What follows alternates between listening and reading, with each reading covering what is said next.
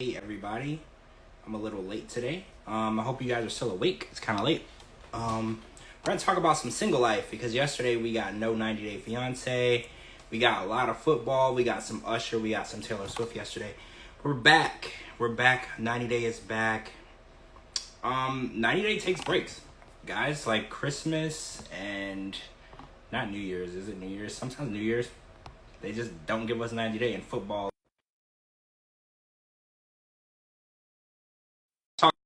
Some single life with me and Kara and all of you, obviously. So welcome back. I'm glad that we are all back. We're back to our regular routine. Hey, Hey, how was how are you? how was football yesterday? I was there to watch Taylor's boyfriend at the Usher concert. I was one of them. Was it good? Did you like the Usher concert? It was all right. He didn't sing the songs I thought he would sing. But you know what? I've noticed for the Super Bowl, they never sing the songs that I think they're gonna sing, right? It's not just me, right? Yeah. No, it was okay. Yeah, I think I would have had more fun at the Usher residency in Vegas because I think he sings everything at Yeah. that. Because I felt like we missed out on a lot. And Alicia Keys, her first note on her song was kind of off, right? Did you hear that? Yeah. That's crazy, right? But also, I watched it. I'm not gonna lie, I watched it because my friend made Usher's microphone stand. So I was literally just watching it for that. Wait, your friend did what now? He made Usher's microphone stand. Seriously? Yeah. Okay, the connections. I didn't know about these connections, Kara. Yeah, pretty cool. That's Well, pretty cool. He's a machinist in Las Vegas, and he was posting it for a couple weeks before as he would make progress on it. So I was excited to see the stand. Okay, now I'm gonna go back and watch it. Now I want to see. Yeah. I didn't notice, so now I want to go see. Pictures. Yeah, I want to see I'll send you pictures. it now because I know a person that knows the person that made that. So now I feel important now. It was pretty neat. Yeah. It Okay. was pretty neat. So all right. So episode 7, no Jamal and Veronica, no Chantel and Giannis or Giannis. I don't know how to say it. Whatever his name is, they weren't there, so they'll be back next week. But we did get some Tim and Louisa. And we got some Debbie and Ruben the Cuban. And I want to talk about that because Debbie made the trip to Miami and she went on the date with Ruben. Everything is going well. She even got Officer Julian, to stay the hell away because, we don't want to scare people away right away. You don't want them to meet your crazy family right in the beginning, right? You save that for like date 10. Yeah. And they're pretty much in too deep. They've spent a lot of money. They've invested a lot of time. It would be wasteful for them to run away from you, right? So, but unfortunately, after the second date, Ruben's got to face Officer Julian, and it's probably gonna be an interrogation because Julian already took down his plate. It only takes one text message to one of his coworkers to get all the information needed. You know this very well, Miss FBI. It takes one text message back to the station, and he's gonna know everything he needs to know. But the ironic part for me is Officer Julian got on a plane without running the background check. I assumed Officer Julian would have ran the background check before they left. Yeah. So I kind of feel like Julian is slipping a little bit, right? Because Julian is... I ran a background check before he left. Wait, you did? I feel like you probably kidding. did. I feel like you did. But I know that he had to have at least run his name, right? He's a cop. Cops, when they're sitting behind you at a red light, they're probably running your name, right? Just to see what's going on. I feel like there's no way he's gonna let his mom go on this date with this guy. What do you think of the 3-wheel? What do you call those? The 3-wheel car is kind of like a motorcycle. I can't remember what it's called, but we have a few of them around here, and they're really neat. I like them. I don't think I would get in them, but I'm not a motorcycle person. Are you a motorcycle person? I am. Do you have one?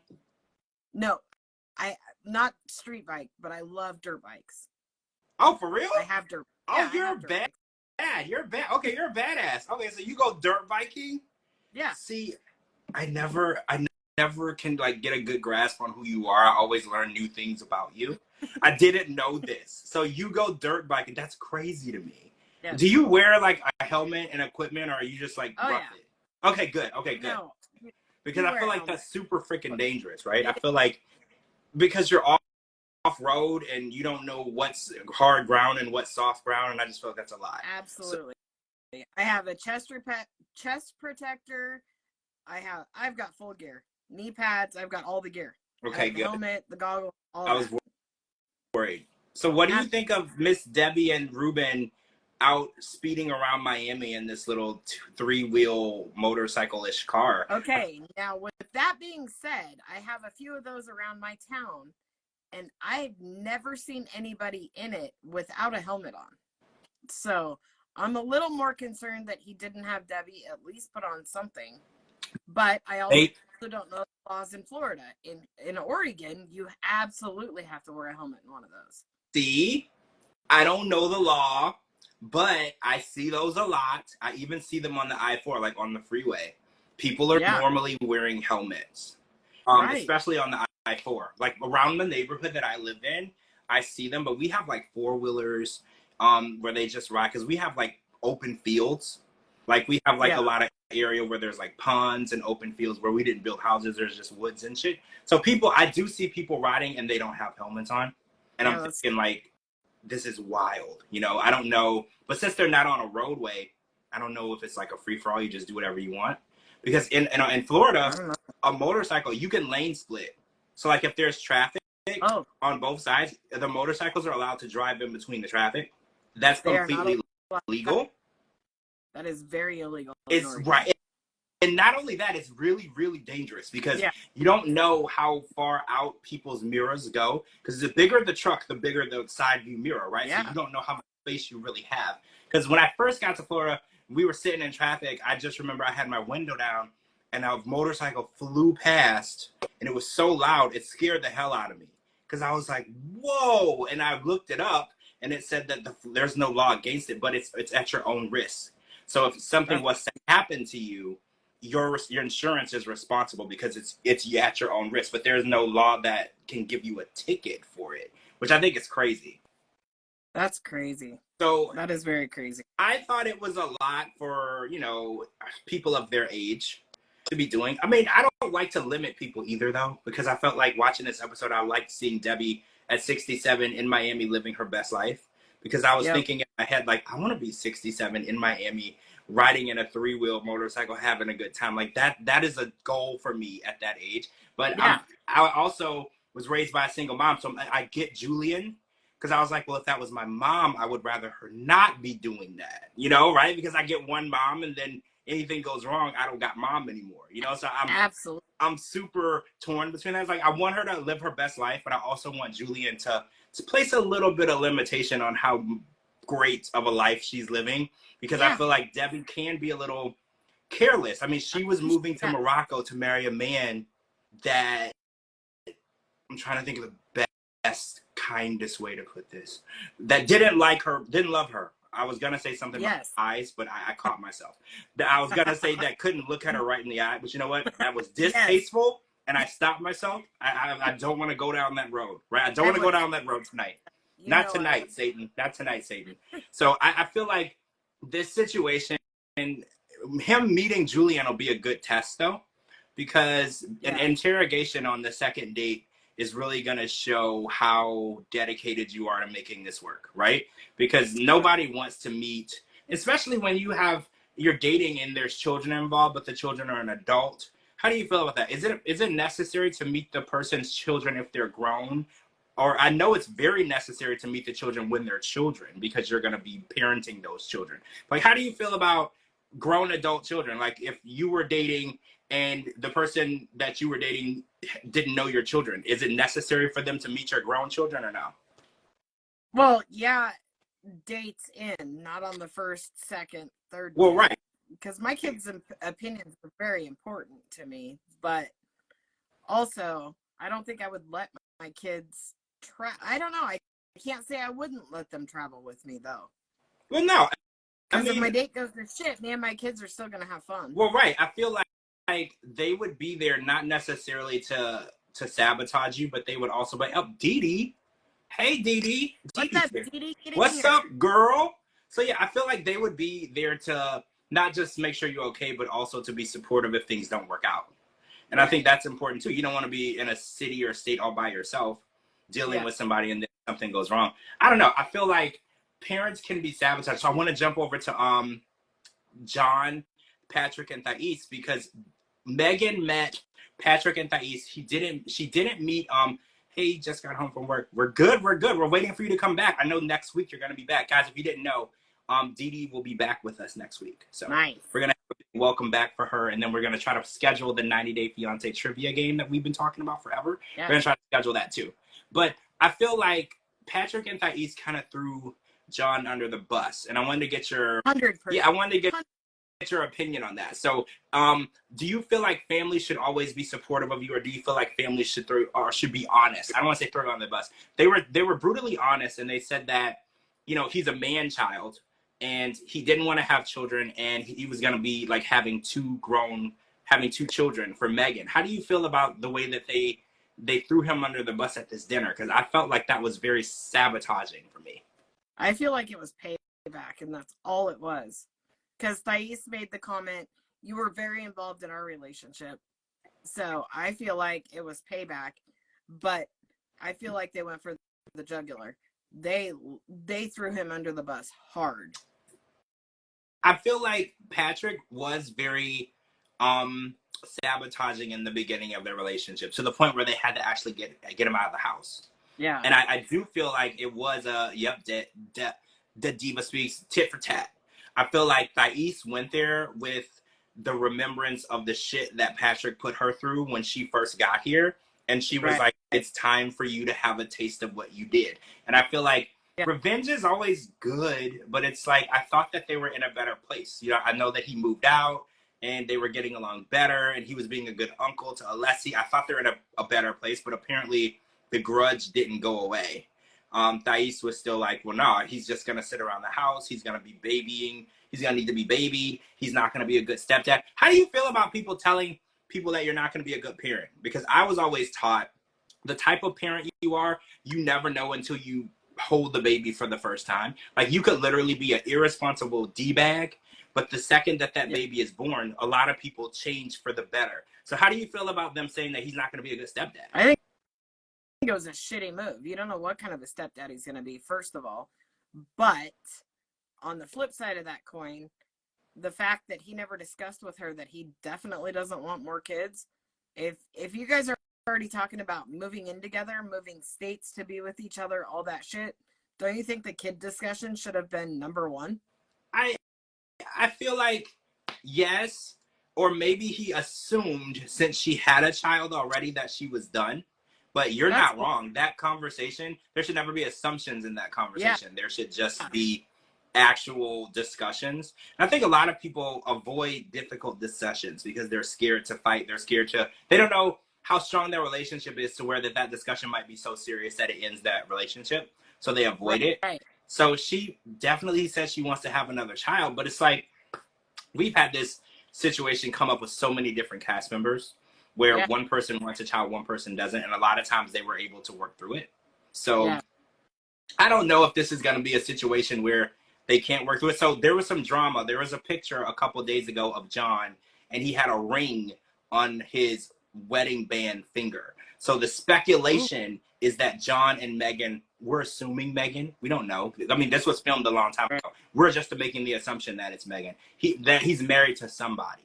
What are you thinking there? Because I didn't see him being a married man anytime soon. So what do you think was going on? I didn't really see him being a married man either. So I don't know. That's very interesting.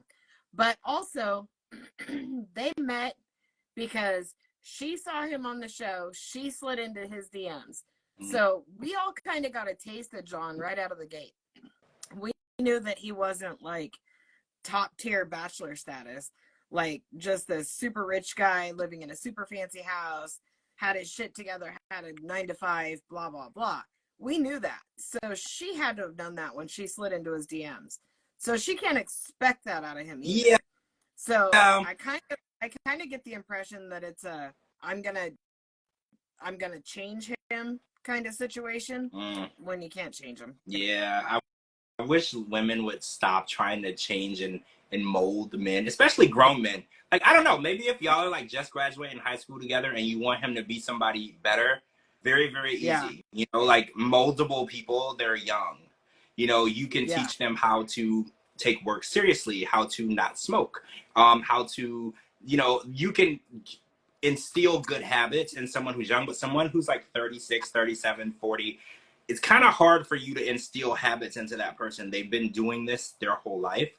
And Right. why would they change it for you? Yeah. Specifically, they never met anyone in life that they wanted to change for, but you're going to be the one to change them. It's like, I know that sounds stupid, but people are who they are.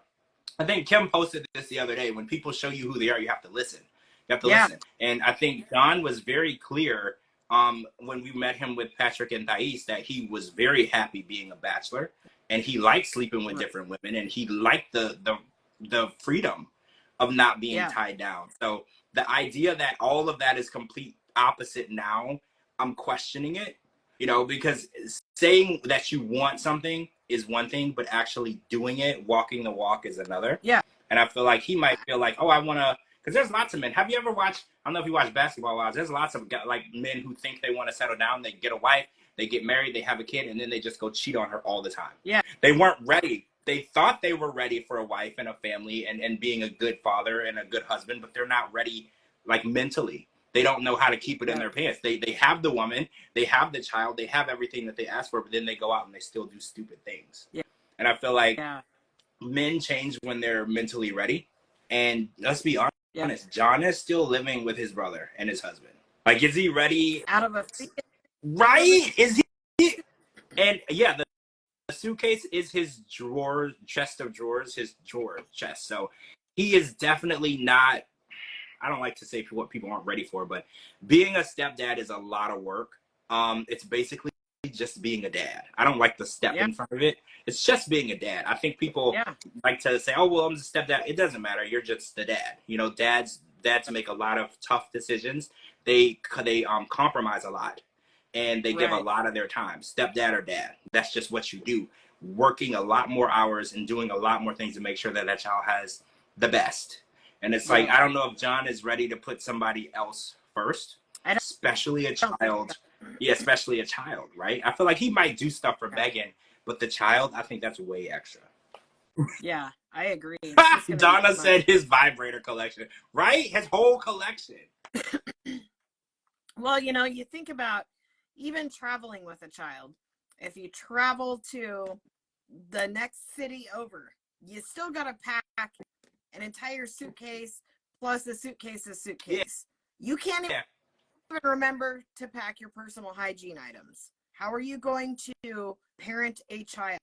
You got to pack so much shit for a kid to go on a sleepover. You accidentally going to send your bag of vibrators on the sleepover with the kid just because you don't know what you're doing. You know what I mean? Like, that's a big mistake. Yeah, you're not going to be in the parent teacher or not the PTA call log anymore, right? That's one mistake, and then y'all are out forever. You know, one thing.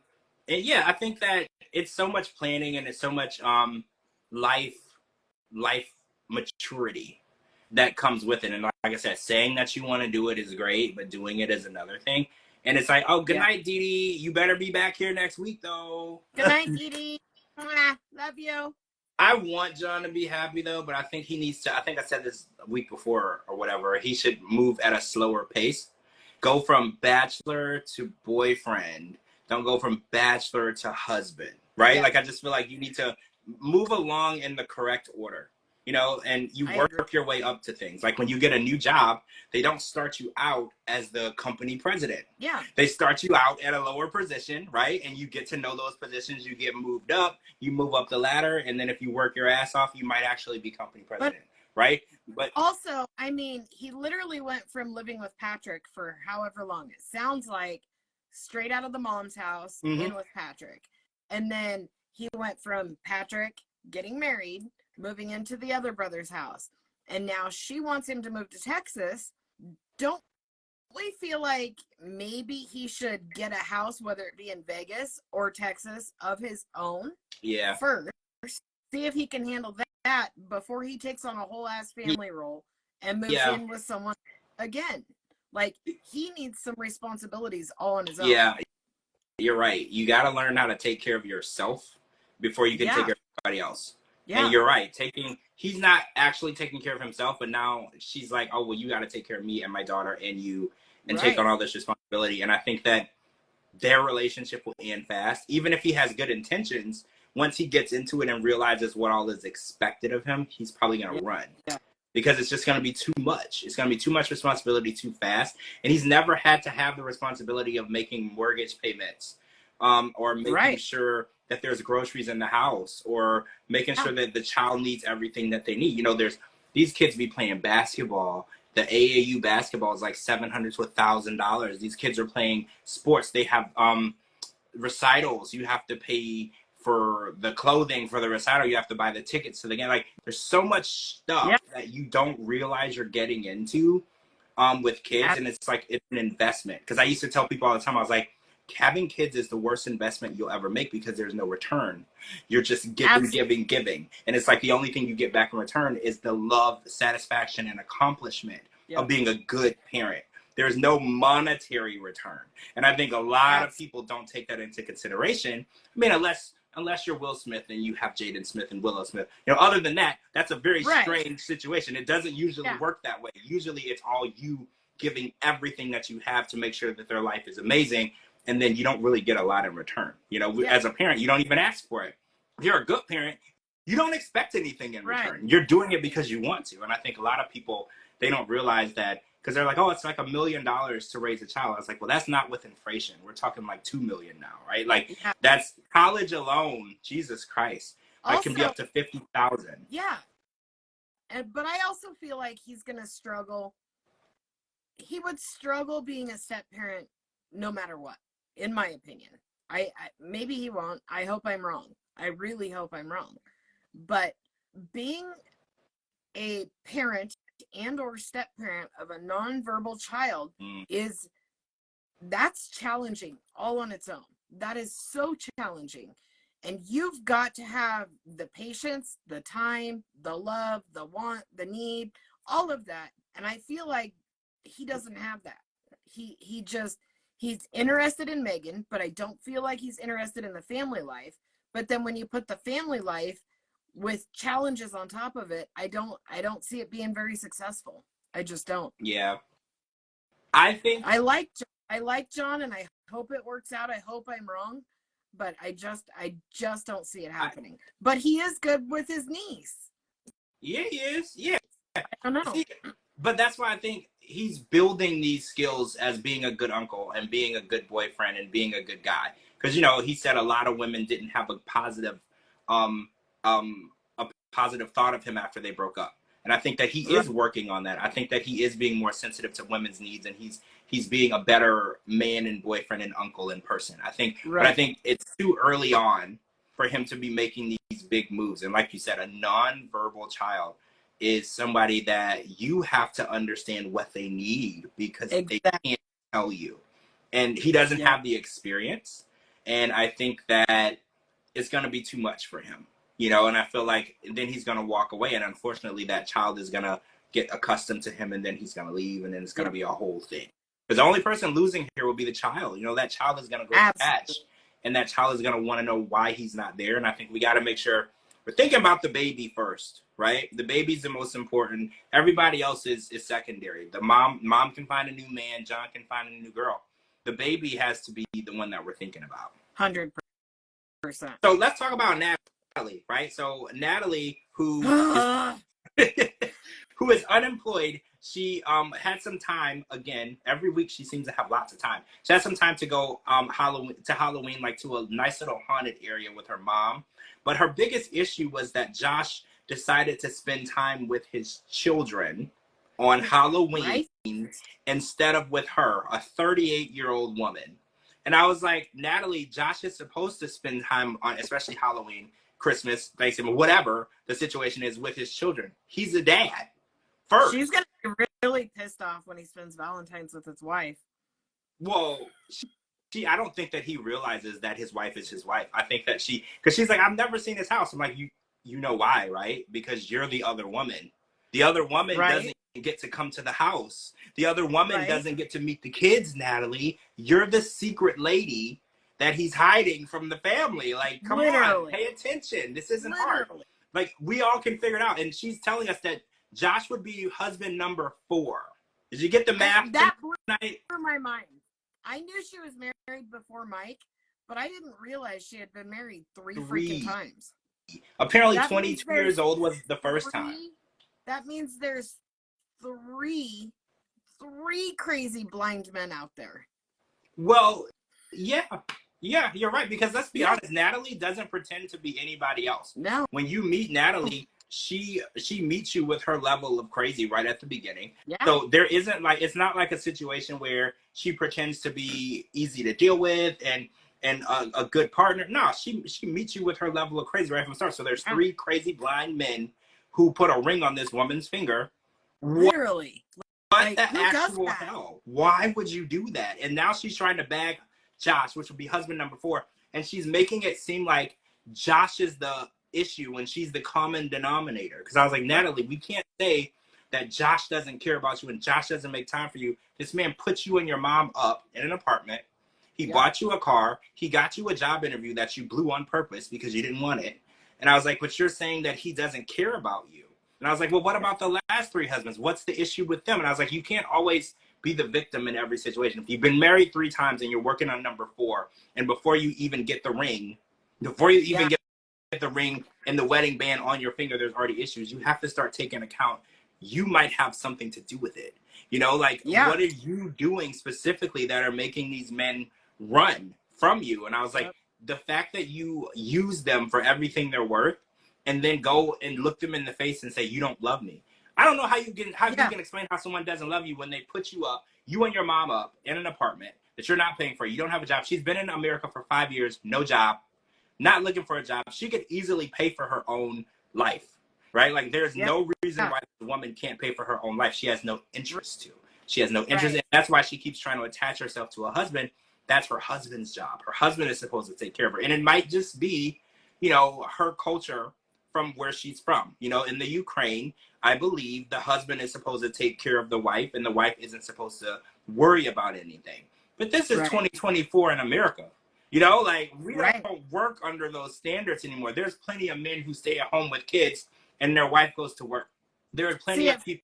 At first I was getting irritated because every single scene with her mom's like, I want grandbabies. I want you to get married. I want grandbabies. I want you to get married. And I was getting irritated with that every single time. But then today I'm like, well, no shit. No wonder she's wanting grandbabies, because by the time you settle down with your 15th husband, you're going to be 83. Like, you need to start nagging. I mean, I think that at her age and 3 husbands in, she should have had a baby and knowing that it's going to please her mom. But I applaud any woman who refrains from having a child with someone that she thinks they won't be compatible. I don't think that's the case at all. What do you why do you think she doesn't have any kids? I think that maybe possibly she couldn't have children because this bitch is crazy. She would have trapped someone with a child a long time ago if she could have. That's true. That's true. I mean, it would have been very easy. I think she can't. So I think she just can't. So her mom doesn't know. Obviously, her mom doesn't know that she can't. I don't even know if she knows.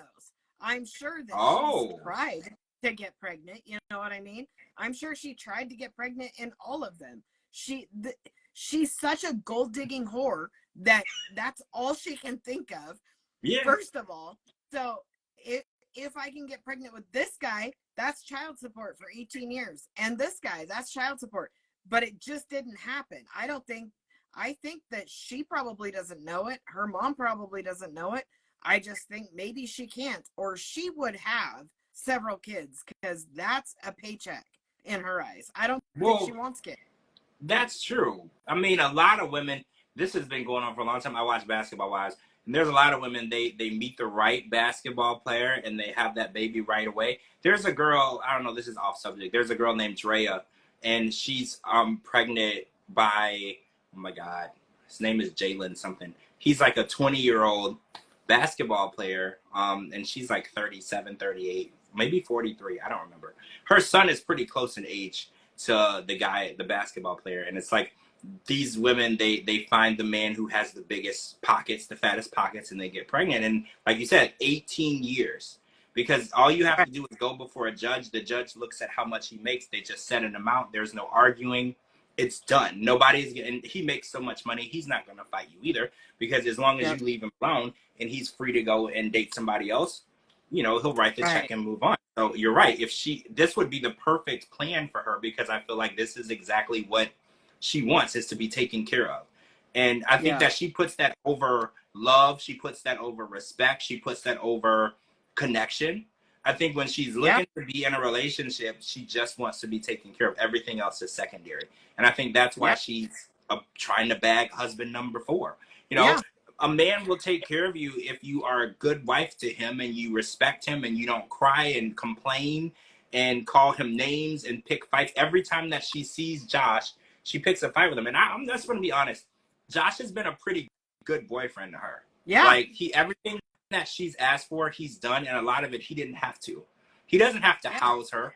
I've dated before. I didn't house the women that I was dating. That wasn't my job. Right. Like, he doesn't have to put her in a car, buy her a car, put her in an Uber. He doesn't have to do any of that shit. Yep. So the fact that he's done all of that, he's a good guy. Because there's lots of guys who would have told Natalie to kick rocks.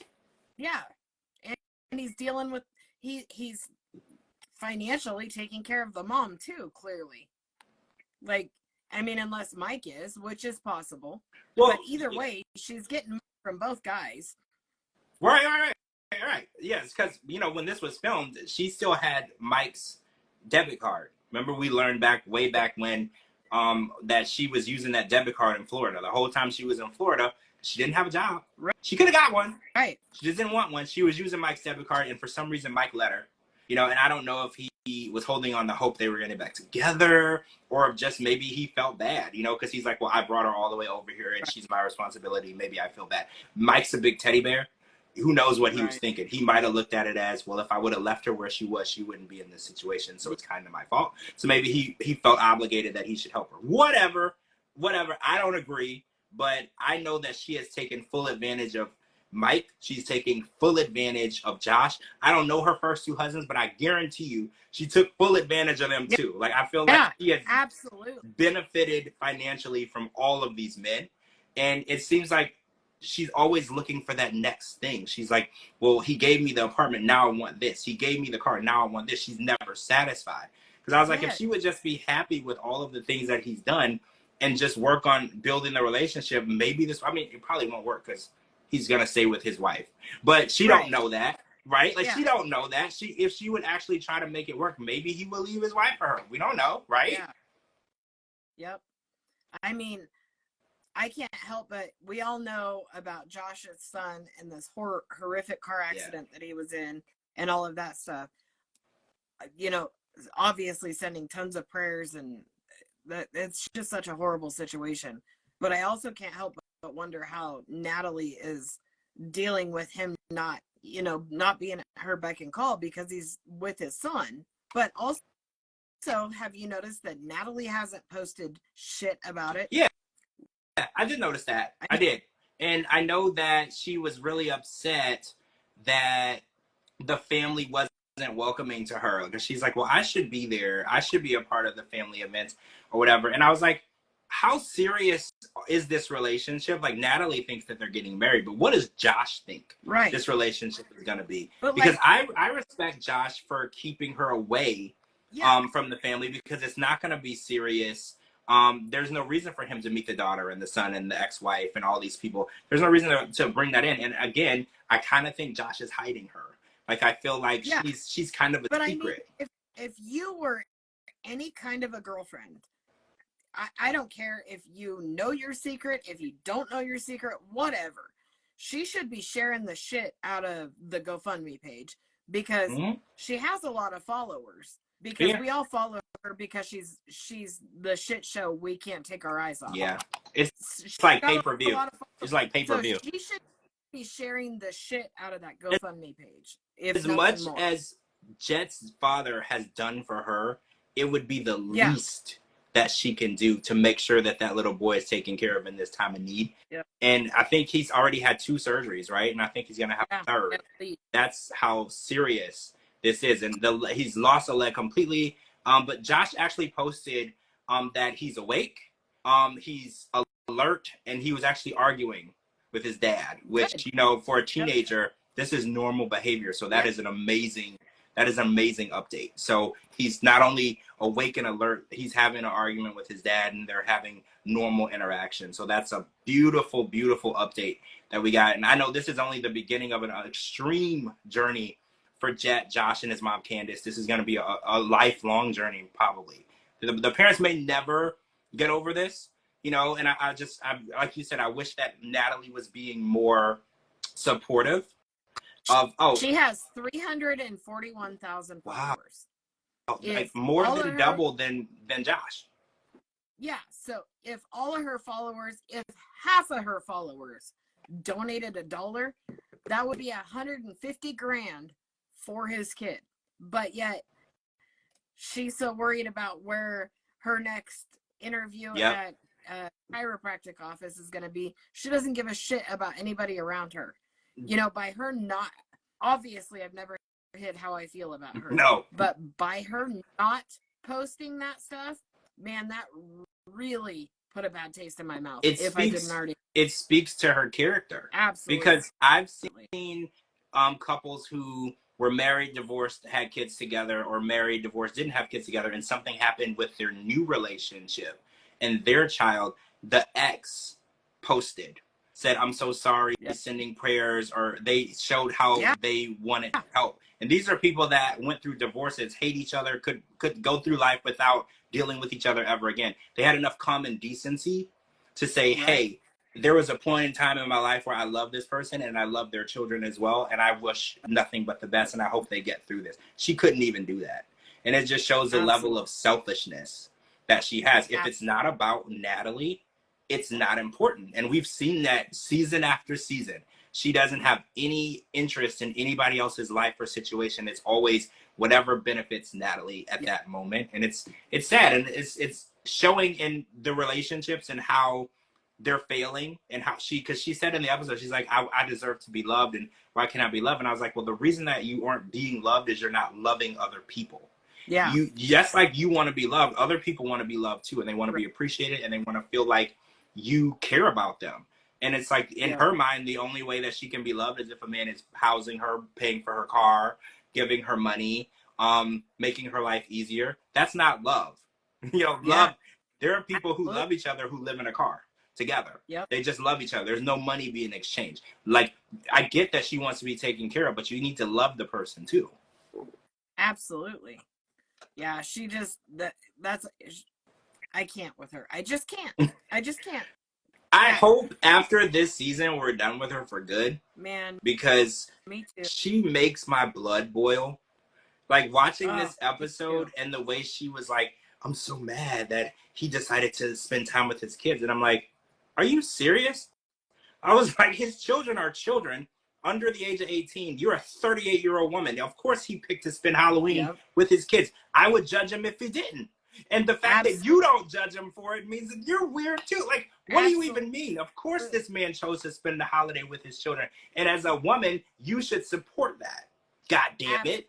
You should support him doing it. You say you want to be a mother, you want to have children. If that was the father of your children and he chose to go out and y'all broke up, he chose to go out with his girlfriend while you and your child went trick-or-treating, he's a douche, right? Like, and if you don't see that, you're selfish. And if she thinks that her attention is more important than his children's attention, she's wild. She's wild and crazy at this point. He's every available moment of his life, first dibs goes to his kids. And whatever he has left over, that's what she's entitled to. And until she understands that, I don't think she should be having no kids.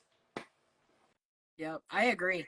I completely agree. So I want to talk about Teresa, because she went on a date with Tyree in New Orleans. I grew up in Louisiana, so it's so fun to watch them going around New Orleans because I spent so much time there. And they went on a ghost tour, which I love that type of stuff. I mean, y'all know I love that type of stuff. And I just feel like this date was a waste of time, because she's in the army, she's in the military, she travels a lot, and then she said that long distance relationships weren't her thing. which makes no sense to me because, ma'am, you travel for your job. You're not, so that means are you just randomly banging people, or you just don't want to be in a relationship, or Tyree approached you with a camera crew and you thought, let's see where this goes, right? That was where I was like, ding, what? ding, ding. Because they went through the whole date. She seemed interested, and then when he wanted to see where this was gonna go, she's like, oh well, I don't do long distance, and I'm like, oh, so he approached you with the camera crew. You weren't interested, but you saw there was a camera crew behind them, and you were like, let's see where this goes. And it kind of pissed me off because Tyree's a really genuine, pissed. right? Instantly pissed because not only was she trying to get out of it through the whole thing. Oh, he's so sweet, but he's so nice, but he's this, but he's that, but you literally showed up because of the camera crew. You physically took away the only option he's ever going to have for a real first date. Yeah. You took and didn't even kiss him. He was trying to get his first kiss out of the way, and it's like, you're going to waste this man's time, give him a kiss. Yep. Right? Like, if you're going to waste this man's time, you're using him, give him a kiss. Right? The way that she just walked away, and I was like, obviously, hold on, I want to retract that a little bit. Women, you don't have to kiss anyone you don't want to. But also, don't waste people's time and lead people on. That pisses me off. And it's like, Tyree is such a teddy bear. Like, I don't feel like people don't know how to be mean to someone who's so nice and kind like Tyree. And I think that's a toxic thing for him because people just want to love him and be compassionate. But he also does need the truth. Like, if he approaches you and says he wants to go on a date and you're not interested, just say, I'm not interested. It's going to sting a little bit, but it's going to help him in the long run so he doesn't waste time and resources and money and get his hopes up over something that's never going to come into fruition. Because that's what she did. She got his hopes up. She got him excited. She got him ready and getting advice and thinking that things are going well because she's lying the whole way. And then at the end, she's like, all right, cool. So we're not doing this anymore. Stop doing that. Like, I hate that. Yep. He will never, ever, ever have the opportunity to have a first date again. No. That was it. She wasted it. I know. And it's like, I am so ready because I was like, damn, I wish I could get like a little speaker in his ear so I could help him on the date. But then as I was watching it, I realized it didn't matter. She was not interested. Right. Now I was like, I should go out to wherever the hell he is. I can be his wingman. We're going to get him on a date. We're going to find him a woman who actually cares. And I think the key is get the cameras out of there. You know, you got to find somebody that is going to go out with you for you because, you know, as we've watched him on the show, the cameras have ruined it for him. Absolutely. You know, fame has ruined it for him because people are like, oh, yeah, he's not my type, but I would go on a national television show with him. And, you know, it's like that's ruining this whole situation for him. And we're leaving behind the fact that he is a virgin and he hasn't been on a date. He's never been kissed. And it's like, I'm sick of him getting his hopes up and trying really hard. And it's like, I get it. Dating in 2024 is a whole thing. Like, it's scary. There's all these apps. It's very intimidating, especially for somebody as shy as Tyree. Can you imagine? He's super shy. He gets a little awkward. He has a nervous laugh. Did you see that he was sweating from his shoulders? This is how nervous he gets. And I mean, don't get me wrong. It's hot as hell in Louisiana. It's super hot. But that was hot and nerves mixed together. And it's like, I saw that he really wanted to make a good impression, and that shit didn't even matter because she didn't care. Yeah. It makes me so sad. He is... I love watching his lives. I love watching his TikTok. When he gets on his lives and he does his little things, he'll have those moments of silence. You can tell he's nervous. So I'll jump in and do rapid fire with him and just ask him a shitload of questions super fast so that he's got something to talk about. He's the nicest person on the planet. Yes. Like, the nicest person on the planet. I just wish that he had a little bit of fuck you in him so that when these women approached him, he could just be like, nope, get out. But he loves everybody. You can just tell he loves everybody. And I just want to go around. I just want to be his bodyguard for like a whole week. A whole week. Too. Yeah. I just want to protect him, right? We need to protect him from the a-holes. because people see him as an opportunity, and I'm sick of it, right? And I know a lot of the people on these shows, this happens to them a lot. You know, people see you as an opportunity because, oh, we were watching Tim and Louisa on their date, and Louisa's ready to take things to the next level. And Tim for Louisa, gosh, that made me so sad watching her. I love she's really her. into Tim, and I feel like Tim's not into her at all. And I know the lifelong thing he's been fighting about his orientation. I don't think it has anything to do with that. I think the issue is Tim has not moved on. Tim is still in a place where he's totally fine being really close with Veronica and not courting anyone else. And maybe holding on the hope that maybe possibly him and Veronica might work things out. And I think that's where he is. So they're like, oh, maybe he isn't interested in women. I don't think that's it. Honestly, I don't think it is. It's 2024. If somebody was homosexual, they would just say it. No one judges people for that anymore. Like it's weird to be straight nowadays. Like everybody is so free with who they are. No one cares. And actually, I feel like people like it more when you aren't straight. You know, so it's like at this point, I don't think that's what it is. I think that he's really comfortable where he is, and I think he's comfortable being single, and I think he's comfortable kind of watching Veronica's life and judging her life and being overly involved in it. Because you know how people say you need a distraction? I think Veronica is Tim's distraction. I think he's distracted from his own single loneliness, and he's more invested in Veronica's life. Because did you notice that him and Louisa were on the date, and he was having an interview, like the camera interview, and he was talking about Jamal. And he was like, oh, well, maybe if Jamal, and I'm like, what are you doing? I was like, Jamal's not even on this scene. You're talking about Jamal and Veronica and how you guys are going to interact in the future. This is about you and Louisa, and you're not even commenting on what's going on. And I was like, this really makes me realize this is a distraction for you. Whatever Veronica has going on, you're uber focused on what she's got going on, so you don't have to think about what you should be doing in your life, because there's no reason why Tim should be single. Tim has a good job. He makes good money.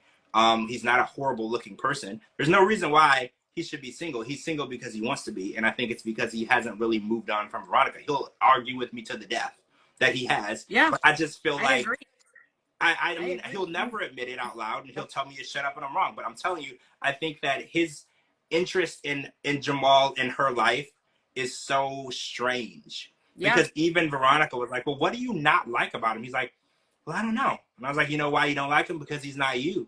That's what you don't like. You don't. He's not you. If Veronica's interested in a person and it's not you, that's the issue. In all of these years, that was the first time we've ever seen Tim kiss anybody. Well, yeah, because remember, Jennifer wanted that, and actually the first night she wanted them to be intimate, and he was like, oh no, I'm tired. I had a long day. I had a long trip. Then the whole trip, it was her basically pressuring him to be intimate with her. And he was just like not feeling. He's like, well, I don't know you well enough, and I don't think I'm not comfortable. And you know, he got a lot of slack for that too, because they were like, oh, you need to be, you know, more intimate and show her that you care. And I was like, I don't like to rush people into doing things they don't want to do. I feel like you should always move at the pace you're comfortable with. But I mean, how slow is Tim moving, right? When watching him kiss her was horrific. Yeah, it was bad. She likes him a lot. Mm-hmm. She is absolutely gorgeous. She's totally into him. She's super sweet. She's super patient. She's super kind. And here he is. I'll give you a little kiss. She's trying to have like a kiss, whether it be little or big. She wants a kiss. He's got one hand on the handrail and the other hand hanging down. No hug. Didn't touch her hands. Didn't touch her face. Didn't put his arm around her. Like, how freaking awkward is he? I know. He's so awkward. I felt so sorry for her. Well, it can't be easy to feel rejected, right? Right. Because I know Tyree feels that way too, and he's like, the worst thing is just being rejected. And I feel like Louisa feels rejected. And we're trying to understand why, because he's like, I think you're beautiful. I do like you. I just don't want to touch you or kiss you or be intimate with you. And like, what the hell? Why are you rejecting her? Like, what the hell? Like, usually when you're on dates, you've been on more than one date, you're spending time with each other, you're getting to know each other. It's pretty normal to hold hands or kiss during that date. You know, no one's asking you to go home and have sex, but she's just saying, hey, can you at least show me that there's a physical connection so I know I'm not wasting my time. Because Yeah. I know in her mind, she's like, how long are we going to go on dates? And I think we're just friends, because she could be going on dates with somebody else, right? Like, this is valuable time, especially in the dating world, where you waste valuable time with people that things aren't gonna work out with. And it's like, why? Just be honest and say it. And I can't understand. Tim has a hard time of being honest and telling people what's going on, because he won't tell anyone why he hates Jamal. He won't tell Louisa why he is moving so slow, because he just keeps saying, I just move slower than that. But why? Were you hurt in the past? Is there a trauma behind that? Is there a trigger behind that? What's going on with that? Because, you know, in the dating world, men usually move fast. You know, I mean, that's just women. Because he's still in love with Veronica and Kenny. Like, he doesn't know. Kenny. He just can't move on. He just can't move on. Well, I think Armando will have a huge issue with that, right? I'm huge issue. I'm sure he will. But, like, Tim's got his kind of people. Yeah. And it's Veronica and it's Kenny. And these women, these beautiful Colombian women, for whatever reason, he gets them, but then he pushes them away. Yeah. It just doesn't make sense. It doesn't make a lick of sense to me. No. Honestly. I don't understand it. And don't get me wrong, Veronica's a very, very beautiful woman. Very beautiful. Good personality. I get why she's the one that got away. I get it. And I think her being so involved in his life isn't helping him move forward, because you know, the more time you spend with people, the more false sense of hope that things might change. And I think Veronica's made it pretty clear that there's no chance she's ever backtracking with him. Oh, yeah. Like, she's made that pretty clear. She was like, yeah, we dated, don't know why, never gonna happen again. Like, she's made that pretty clear. And I don't think he's on board with that, because I think him being so involved with her daughter and being involved in her personal life, even just as friends, it's giving him the wrong impression of things. And it's kind of, I guess it would be considered leading him on, I guess, in a little bit of a way, because she looks at it as a friendship. He looks at it as, we have a super close bond that other people don't have, that we have. And he's looking at it as, well, Jamal could never replace me because of the bond that I built with her. And he's looking at it like that. Well, I mean, I get the best friend status, right? That's my best friend. I get that. But if that's the case, and you guys are really best friends, I can tell my best friend, I'm going to do this. You need to mind your business and shut your damn mouth. Yeah. And my best friend will be like, okay, do what you're going to do. I'm usually very happy when my best friend tells me something good. I'm very happy. And I feel like that's what defines your friendship and how strong your friendship is if you don't get jealous and you're happy for each other. And sometimes I feel like when Veronica is moving forward in the dating world, he's not happy for her. I feel like he's like, I'm going to find something wrong with this. I'm going to pick holes in this situation. I'm going to make it, you know, to where you see that this isn't right for you. And it's like, sometimes as a best friend, you just support the person, even if it's wrong, right? Like, I feel like we've watched so many people, especially a 90 Day Fiance, their best friends on the way to the airport tell them, I don't know why you're going to get on this plane to go get this person who doesn't love you, you know, but they still drive them to the airport. They still drive them to the airport because that's what a friend does, right? Yeah, just like when Gino was going to Panama. He's getting his ride there, and they're like, man, I don't think you should do this. What was it, cousin? I think it was his cousin. It's like, I don't think you should do this, but I'll still take you there. Yeah, because as a friend, you're going to support them even when they're doing something stupid, wrong, and you're going to be there to help them when it all blows up in their face. That's just what friends do. And I feel like Tim is more of a sabotage. He doesn't let Veronica do things, because if she does successfully start dating again, then that ends any chance that they could ever date again.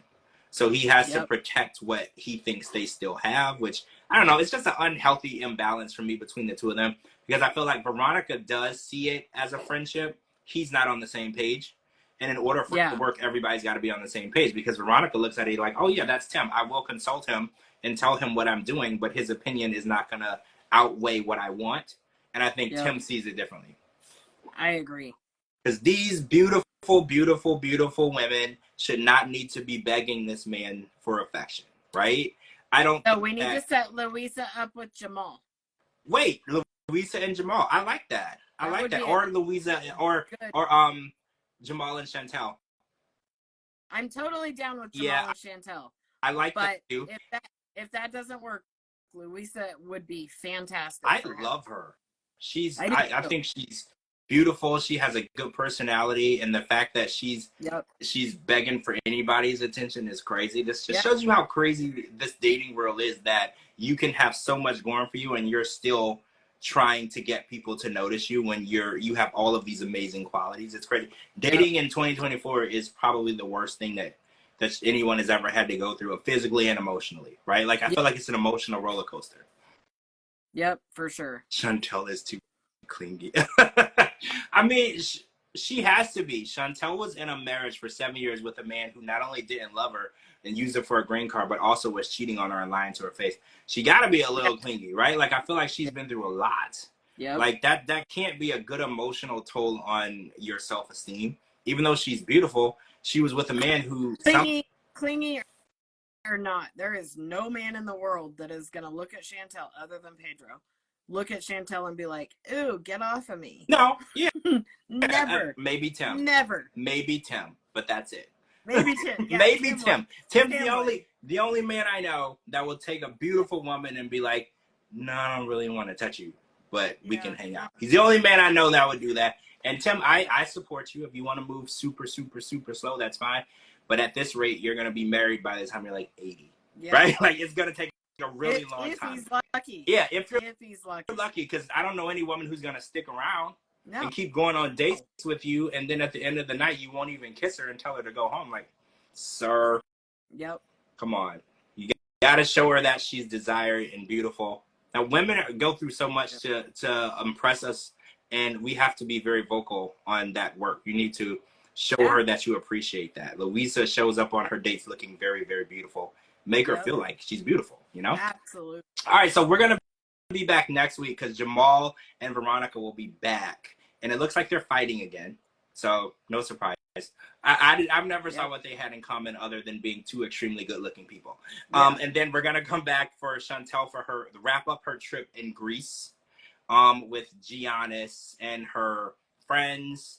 And then we're gonna watch Julian have like a little interrogation with Ruben the Cuban, and hopefully he doesn't find anything because I kind of like him, right? So hopefully he doesn't find anything, because I actually think he is a really good match for Debbie. They're both super, super eccentric and loud and funny and awkward, and I think they would do well together. So fingers crossed that goes. And again, we're gonna keep investigating this John thing because there was a picture that he did have a wedding band on.